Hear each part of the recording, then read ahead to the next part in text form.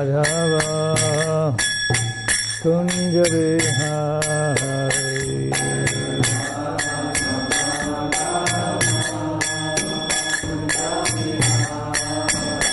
Hare Krishna Krishna Krishna Hare Hare Hare Rama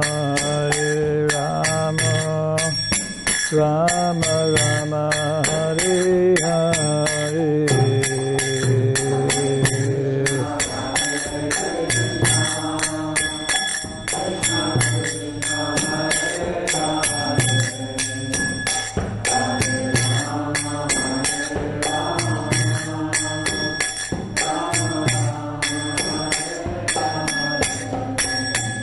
Hare Krishna Krishna Krishna Hare Hare Hare Rama Rama Rama Hare Hare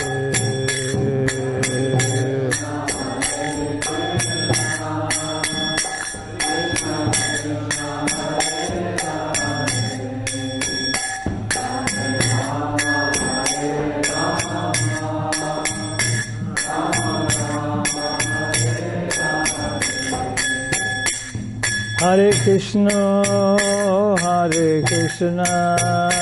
Krishna Krishna Hare Hare Hare Rama Rama Rama Hare Hare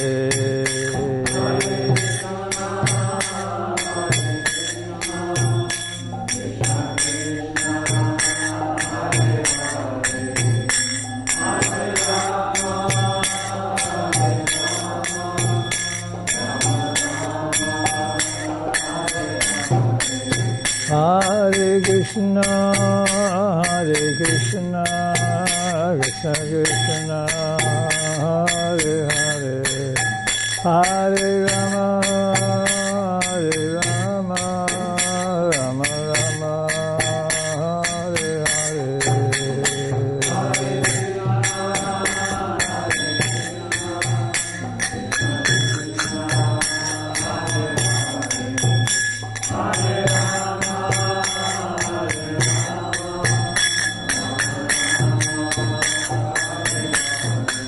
Hare Krishna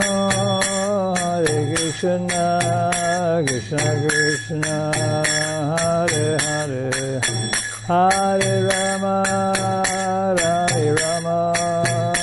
Rama Rama Hare Hare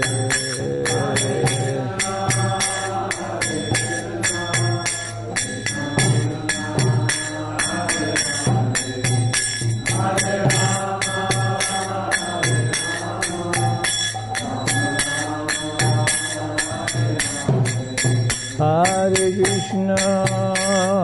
Krishna Krishna Krishna Hare Hare Hare Rama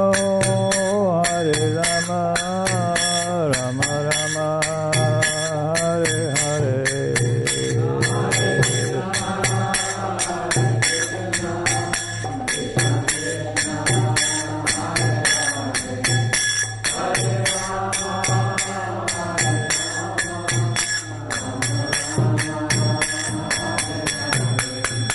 Jaya Prabhupada Jaya Prabhupada Jaya Prabhupada Jaya Prabhupada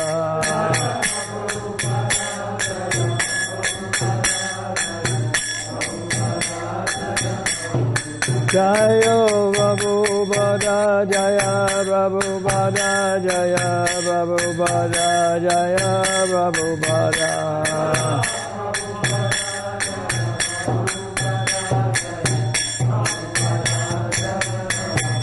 Jaya Prabhupada Jaya Prabhupada Jaya Prabhupada Jaya Prabhupada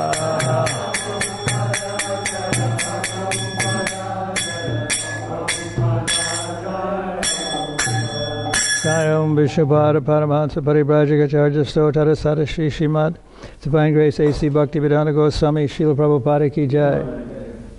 Saha, he is. Nara Uttamaha, a first-class human being. Translation: he is certainly a first-class man who awakens and understands, either by himself or from others, the falsity and misery of this material world, and thus leaves home and depends fully on the personality of Godhead residing within his heart. Responsibly, he is certainly a first-class man who awakens and understands, either by himself or from others, the falsity and misery of this material world, and thus leaves home and depends fully on the personality of Godhead residing within his heart. Purport: there are three classes of transcendentalists, namely, 1, the Dhira, or the one who is not disturbed by being away from family association; 2, one in the renounced order of life, a sannyasi by frustrated sentiment; and 3, a sincere devotee of the Lord who awakens God consciousness by hearing and chanting, and leaves home depending completely on the personality of Godhead who resides in his heart. The idea is that the renounced order of life, after a frustrated life of sentiment in the material world, may be a stepping stone on the path of self-realization. But real perfection of the path of liberation is attained when one is practiced to depend fully on the Supreme Personality of Godhead, who lives in everyone's heart as Paramatma. One may live in the darkest jungle alone out of home, but a steadfast devotee knows very well that he is not alone. The Supreme Personality of Godhead is with him, and he can protect his sincere devotee in any awkward circumstance. He should therefore practice devotional service at home. Hearing and chanting the holy name, quality, form, pastimes, entourage, etc., in association with pure devotees. And this practice will help one awaken God consciousness in proportion to one's sincerity of purpose. One who desires material benefit by such devotional activities can never depend on the Supreme Personality of Godhead, although he sits on everyone's heart. Nor does the Lord give any direction to persons who worship him for material gain. Such materialistic devotees may be blessed by the Lord with material benefits, but they cannot reach the stage of the first-class human being, as above mentioned. There are many examples of such sincere devotees in the history of the world, especially in India, and they are our guides on the path of self-realization. Mahatma Vidura is one such great devotee of the Lord, and we should all try to follow in his lotus footsteps for self-realization. Verse again: he is certainly a first-class man who awakens and understands, either by himself or from others, the falsity and misery of this material world, and thus leaves home and depends fully on the personality of Godhead residing within his heart. Om Agyanati Manandasya Gyananjana Salakaya Chaksu Unmilitam Jena Tasmai Shri Gurave Namaha Mukham Karoti Vachalam Pangum Langayate Giram Hirim Yat Kripataraham Bande Shri Guru Dinatarane.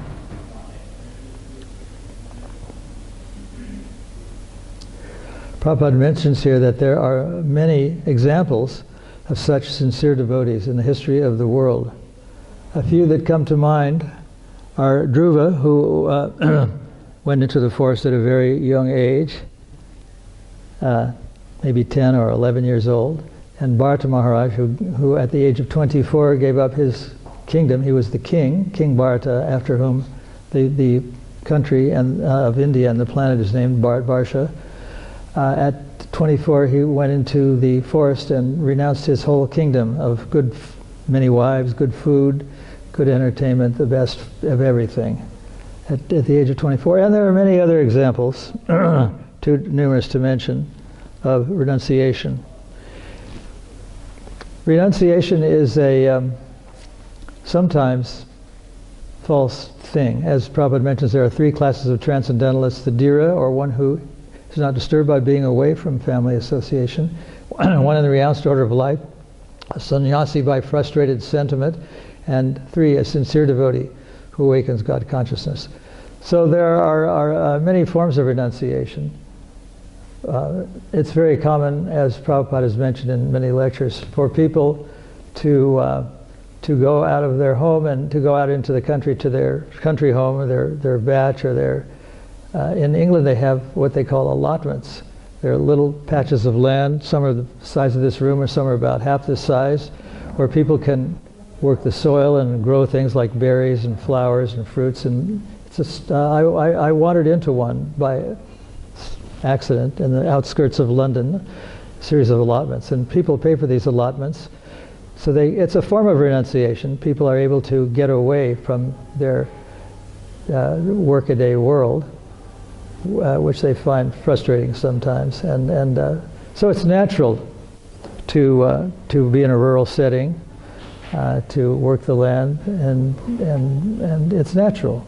People like it, but it's not. But they go back after a while to their city life, and technically it's called bhoga tyaga in Sanskrit terms. Enjoyment and renunciation alternately. Enjoyment and renunciation. Enjoyment and renunciation. Rupa Goswami tells us that this is not proper or complete renunciation. Papanji kataya buddhya hari sambandha vatsanai. One has not completed his renunciation if he rejects everything and is without knowledge of its relationship to Krishna.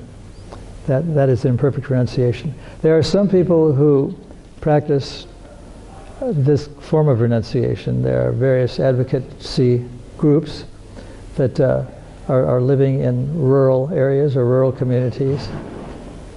Some say that they shouldn't get involved in technology, can't make telephone calls, can't use electronic or motor vehicles. But they don't seem to have a philosophy that distinguishes the difference between yukta vairagya and phalgu vairagya. Phalgu vairagya being incomplete renunciation. Renunciation can also exist in an urban setting, but not be a kind of thing that one goes away to a country home or a country place just to get away from city life. Bhakti yoga means that you can do everything in Krishna consciousness. You can fix cars, you can cook food, you can do construction work, all sorts of things. That's a form of yoga, and that is proper renunciation. That you don't give up activity or individuality or individual endeavor, but you do it for Krishna. That's the understanding of true renunciation. So it's not always possible. It is in parts of the world to give up everything and to go into the forest and just depend wholly upon God. But after the Industrial Revolution, 150 years or so ago, it became very difficult to do, and people thronged to big cities like London and New York and Los Angeles and Sydney, ignoring the simple village life, and populations have grown and grown. Now there's supposedly a threat of too many people, not enough food, and all that sort of thing. So in order to alleviate the so-called food problem, they're doing such things as irradiating food or selling more seeds and things that are completely artificial in order to stem the population, because they say that the growing population is going to outstrip the food supply, and therefore we're in a very dangerous situation. However, Srila Bhaktisiddhanta has said, and Prabhupada has repeated the fact that there is no scarcity anywhere in the world. The only scarcity is the scarcity of Krishna consciousness, of not depending fully on Krishna. And even though it does seem like the population is outstripping the food supply, Krishna can do anything. And as it is said in Ishopanishad, the world is already complete and full. As we experienced in Mayapur, as Bhakti Raghava was telling us, that even though they struggled for several decades to not be harassed by the government, which was very communistic and very atheistic, over their lands, somehow or other Krishna provided everything. And well, we could say it was the mercy of the new chief minister, which is favorable to ISKCON. But as Bhakti Raghava was saying, that actually was the background arrangement was actually done by Krishna. That all this land became ISKCON property, and that a big highway is being built from Calcutta directly to Mayapur, and that the Mayapur is now qualified to apply for full grants, not loans, but grants from the West Bengal government. One thing that's important to mention in all these Bhagavatam classes is that we're reading books of Srila Prabhupada, not other books. I mean, we sometimes refer to other books and other writings. Prabhupada did say that we should study all the writings of the Goswamis, but at the same time, he is in a sense, the Param Guru of ISKCON, and the rest of his disciples, even those who are gurus, are like teachers' assistants, or assistant gurus. But they only have credibility due to their adherence or their fidelity to Prabhupada. As we have seen, many leaders have fallen down, bitten the dust, so to speak. But all the temples and the deities and the books are the result of Prabhupada's very strenuous hard work. He had to fight every inch of the way, actually, to establish Krishna consciousness in this world. And he was not a sort of, unaware type of guru, unaware of how the workings of the material world are. Sometimes we read in Vishwanath Chakravarti's comments how he understands the nature, and Jiva Goswami and all the Goswamis wrote about how the material world works, and how we can understand sometimes by such crude examples how the workings of Krishna take place, because everything that exists in this material world is actually a reflection of what happens in the spiritual world. So because of that paramount nature, and because of the practical examples, Prabhupada developed quite a following, even though he had to fight every inch of the way.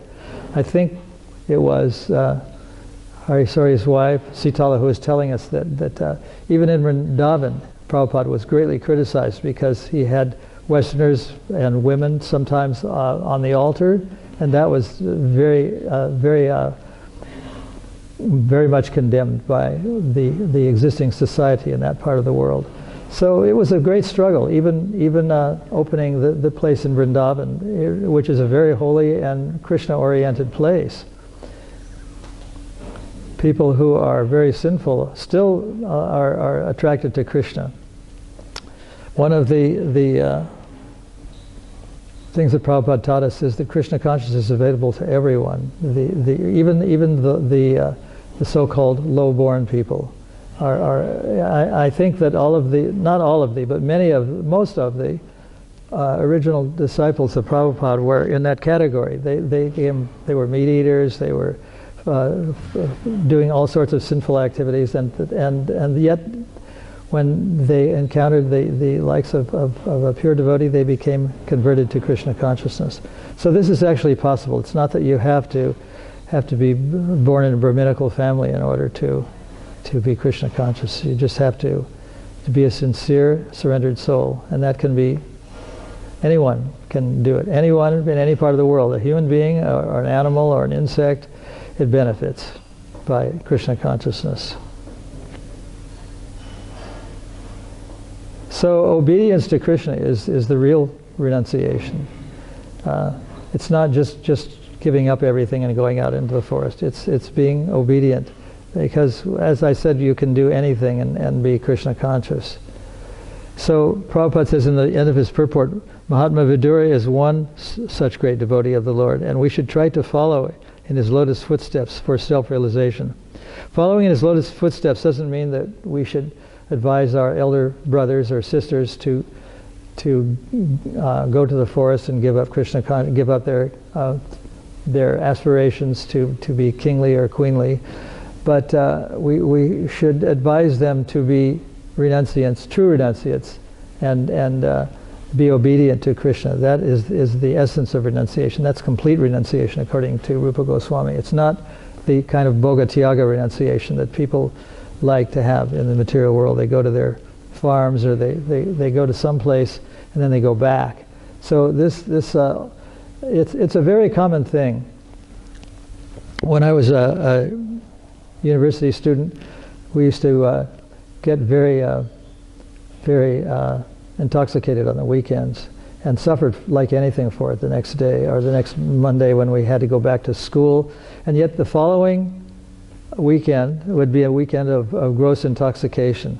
So this is an example of false renunciation, of giving everything up in the form of intoxication, just forgetting everything. But there were consequences. There's always consequences, and having to resume classes the next Monday and Tuesday and Wednesday was very difficult in a sense, very abrasive and difficult and unpleasant thing to do. So everyone was waiting for the weekends to get completely intoxicated and forget all this thing. It happens everywhere. This is not true renunciation according to Rupa Goswami. So even though Vidura was born as a Sudra, was born in a Sudra family, he's considered a great soul, and as Prabhupada mentions, he's a Mahatma. He's not rubber-stamped Harijan, as one of the famous Indian leaders stamped the people of Sudra birth, Harijans. Hari means Krishna, and Jana means person, and their people, Harijan is a person of Krishna. So a person of Krishna is not necessarily someone who labors without any other a deeper transcendental realization, but they were all rubber stamped that way as Harijans, as people of Hari, even though maybe they weren't. They were given that title. Vidura, on the other hand, was born as a Sudra, but he was not actually a Sudra. He was actually an incarnation of Yamaraj. He was a very elevated person. It was, even though he was in the Sudra family, he was advising his kingly elder brother Dhritarashtra to give up his kingdom because he was saintly. He was truly a renounced individual. And as it shows that you could be a so-called low-born anything and become a true Mahatma or a true renunciant. So we should, as he says, follow in the footsteps of his lotus feet for self-realization. Bhakti means self-realization. And true liberation is actually defined by Madhavendra Puri. Liberation is kind of a generic term. It means just thinking we're not this body or getting free from the material world. But real liberation is, according to Madhavendra Puri, becoming attached to the lotus feet of the Lord. Learning to love Krishna is actual renunciation, not going to the forest, not being detached, not knowing we're not this body. It's actually loving Krishna and being enthralled with the pastimes of Krishna, wanting to hear more about them, and so much being in love with Krishna that one wants to engage everyone in the service of the Lord, of bhakti yoga, devotional service. It becomes an imperative, and it's an imperative that was taught to us by Chaitanya Mahaprabhu. And everyone, he said that everyone you meet, everyone you see, should be somehow or other enlivened. And when he toured South India, he wanted to go alone. His disciples wanted him to stay in Puri, but he wanted to go alone and to elevate all the people of that part of the world who are very much impersonalists. Well, they still are. unfortunately. But they think they're the real thing.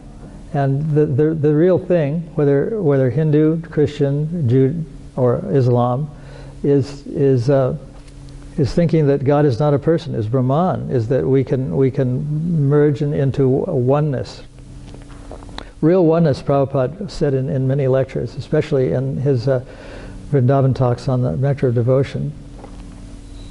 Real renunciation is obedience to Krishna. Real oneness is obedience to Krishna. We have in Krishna consciousness the concept of oneness, that we're all one, but real oneness is to agree. Just as we agreed with Prabhupada that polishing cars and fixing them and cleaning the temple and doing all sorts of menial tasks was a form of renunciation. We agreed with that. That's real renunciation, not touching cars or telephones or tractors or anything like that. That's not real renunciation. Real renunciation is to use everything in the service of Krishna, to know that everything is related to Krishna. And that is the form of renunciation that we're advised to follow. When we follow Vidura, we're not following his self-realization by advising our elder brothers and sisters to go to the forest and to give up life, although Dhritarashtra was elderly and he pretty much had to do it, and that was very fashionable at that time, at least in that part of the world, to do for even a king. He was advised to do so because he was very attached to being the king, even though he wasn't really the king. But he was attached to having his sons be the king, be the rulers. This is the nature of most people. They want to, right up until the end of life, have a very, very comfortable situation, be the head of their kingdom, the head of their family, and have everything given to them. This was the great fault of Dhritarashtra. And even though he was a great person, he became a victim of Maya. And it took someone who was a Mahatma, like Vidura, who was Yamaraj in another body, to convince him that he should give up his kingdom. So I'll read the verse again and ask if there's any comments or questions. He's certainly a first-class man who awakens and understands either by himself or from others the falsity and misery of this material world, and thus leaves home and depends fully on the personality of Godhead residing within his heart. Yes?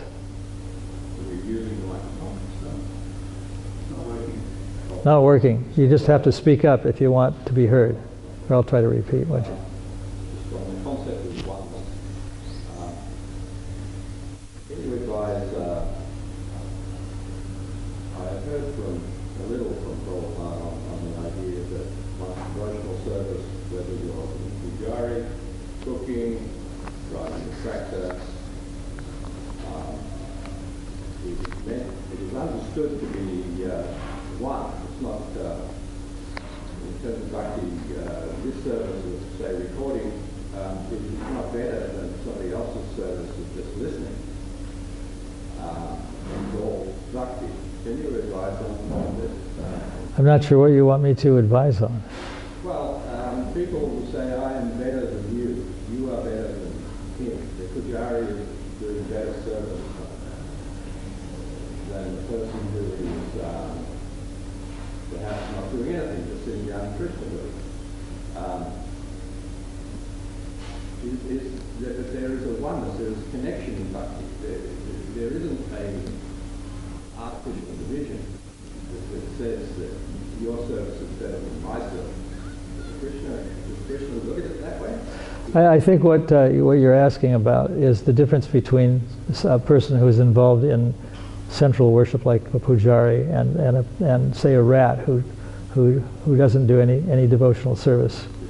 But there's a oneness in even between the rat and the human pujari. Well, there is a oneness, but there's also a difference.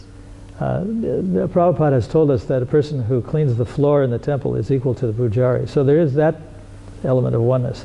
But there also is a concept of true renunciation, that one is not attached to anything, knowing that everything is related to Krishna. For example, when Prabhupada was giving class in New Vrindavan, he was talking about the benefits of rural life and how the world in its perfect situation should be decentralized. We shouldn't all be gravitating into big cities and living like that. Although he came to New York and he started the movement there, it was not the ideal situation. And in the latter part of his sojourn on earth, Prabhupada said that he wanted Varnashram to exist. That is, he wanted the whole social structure of the world to change for the Varnas and the ashrams to exist. Not in the beginning, of course, he didn't say that. In the beginning, he made it possible for everyone to be a renunciant, whatever they were doing, and whatever they were doing. But when New Vrindavan was acquired, Prabhupada said that this is actually the essence of life, that one should not be dependent on technology. Of course, I'm speaking into a microphone, and this class is being recorded, and it may be going into different countries. So there's nothing really wrong with technology, but if it's used for Krishna, that's the real form of devotional service. So if this microphone and this PA system is being used to get people to hear the Bhagavatam, that's proper use of it. It's proper renunciation. But most people are using microphones to sing rock music and to listen to their favorite music, which is a form of sense gratification. But real renunciation is, or bhakti, is to use everything for Krishna. So there's a oneness there. But as I said, the ideal situation is not achieved until the whole society becomes sort of Varnashram-like. And we don't know if that's going to happen or when that's going to happen. But it did happen when Prabhupada came to the United States. The Cold War was raging between the United States and the former Soviet Union. And yet, now it is much calmer. The relations between the two countries are not intense, but not the way they were at that time. So he walked into the middle of a war. And like the Bhagavad Gita, it was spoken in the middle of a war also. So it's possible to attain true renunciation even in an unfavorable situation. So this thing could be discussed endlessly, but that's a little perspective on it. Something like Achincha Veda Tattva. Any other points or questions or comments? Yes? You said that material world is a reflection of spiritual. And what about emotions that we call negative emotions? So the question was, if everything is a reflection of the spiritual world, so negative emotions must be also there, and yet they're harmful. We say they're harmful. Well, according to Krishna consciousness, there are many rasas. There are the five principal rasas and the seven secondary rasas, which include ghastliness and chivalry. And Bhima was in one of those rasas, or both of them, and he wanted to see the warlike or warrior dimension of Krishna consciousness. And that's when he was, as I said in a previous class, when he was attacking Arjuna, as was part of it, his arrows were piercing the body of Krishna and drawing blood. So Krishna consciousness is always of love and flowers. Sometimes the unfortunate or unhappy emotions are involved, and Krishna lets that go on because people want that. So it's all part of the greater sense of what goes on in the spiritual world of Krishna consciousness and what goes on in this material world. So Krishna is the proprietor of every world, the material world and the spiritual world. And whether it's negative from a psychological point of view or positive, Krishna lets it happen. Yes? And just a qualification, Maharaj. Pardon? Just a qualification to Yeah. What the Maharaj said. Prabhupada said it's a perverted reflection, not a true reflection. Yeah, well, Krishna Rupa was saying that the reflection is sometimes a perverted reflection. It's perverted in the sense that in the world we have music and love and that sort of thing. But in the spiritual world, these things are available in their pure form. So in that sense, it's a perversion. So anything else? I think we'll stop then.